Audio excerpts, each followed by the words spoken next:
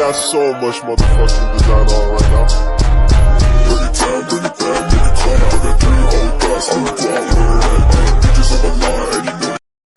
Halo, saya Salsabila Azizah dari kelas 10 S10.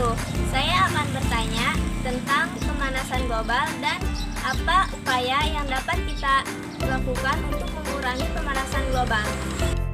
Halo, perkenalkan nama saya Mindriani dari kelas 10 S10. Perkenalkan nama saya Tiara Yuliana dari 10 S10. Saya Subani dari kelas 10 S10.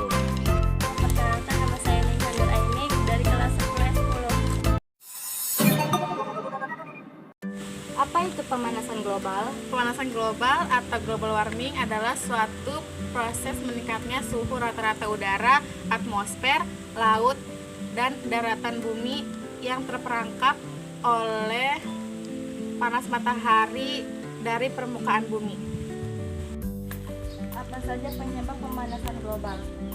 Penyebab pemanasan global yaitu meningkatnya gas rumah kaca, efek rumah kaca, polusi udara akibat asap industri pabrik dan kendaraan, polusi sampah yang tidak dapat didaur ulang, boros penggunaan listrik, penebangan pohon, kerusakan dan pembakaran hutan, serta penggunaan klorofluorokarbon secara berlebihan.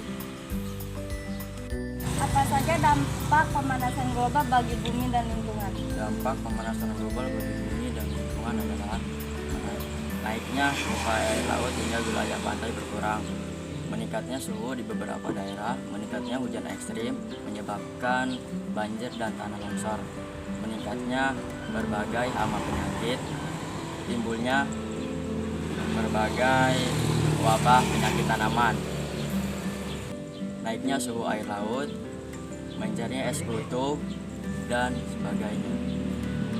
Salah satu upaya untuk mengurangi pemanasan global. Salah satu upaya untuk mengurangi pemanasan global adalah membangun pembangkit listrik atau penggunaan pembangkit listrik yang tidak menggunakan bahan bakar fosil, yaitu energi alternatif seperti PLTS, PLT air, PLT angin, PLT bioenergi, dan lain-lain. Kenapa penggunaan energi listrik yang tidak menggunakan bahan bakar fosil seperti PLTS dapat mengurangi pemanasan global? Penggunaan PLTS dapat mengurangi pemanasan global yang menghasilkan lebih sedikit polusi daripada penggunaan bahan bakar fosil yang banyak menghasilkan emisi gas karbon. Apa yang dimaksud dengan bahan bakar fosil?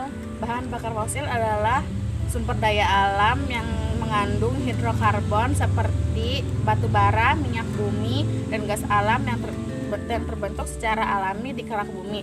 Bahan bakar fosil terbentuk akibat proses pembusukan organisme seperti hewan dan tumbuhan yang mati ratusan juta tahun lalu. Bagaimana cara kerja PLTS? Cara kerja PLTS yaitu cahaya matahari yang diterima oleh panel surya melalui sel-sel surya akan menghasilkan arus listrik. Arus listrik yang dihasilkan panel surya akan masuk ke charge controller, berfungsi untuk mengatur dan menstabilkan tegangan listrik yang dihasilkan oleh panel surya. Arus listrik DC atau arus arah yang dihasilkan panel surya akan diubah oleh inverter menjadi arus listrik AC atau arus bolak-balik agar dapat digunakan oleh peralatan rumah tangga. PLTS juga dilengkapi dengan baterai sebagai tempat penyimpanan energi listrik. Bagaimana PLTS dapat mengurangi ketergantungan pada bahan bakar fosil? PLTS dapat mengurangi ketergantungan pada bahan fosil dengan cara antara lain PLTS memanfaatkan energi matahari yang merupakan energi terbarukan. PLTS tidak menghasilkan gas, emisi rumah kaca atau polutan. PLTS dapat dibangun di berbagai lokasi, termasuknya di wilayah terpencil yang sulit dijangkau oleh jaringan listrik konvensional. Efisiensi biaya pada PLTS. Apa saja komponen utama PLTS? Komponen utama PLTS adalah panel surya, charge control, baterai, dan inverter. Apa saja fungsi dan dampak positif dari PLTS? PLTS berfungsi sebagai penghasil atau penyedia energi listrik terbarukan.